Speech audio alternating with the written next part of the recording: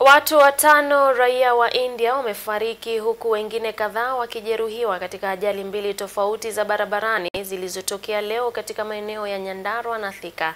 Katika ajali ya kwanza, watalii hao wa India waliokuwa wakisafiri kutoka Masai Mara kuelekea Nyahururu walifariki baada ya gari dogo aina ya matatu waliokuwa wakisafiria kupoteza mwelekeo walipokuwa wakishuka mlima kuelekea eneo la Oljoro-Orok, kaunti ya Nyandarua.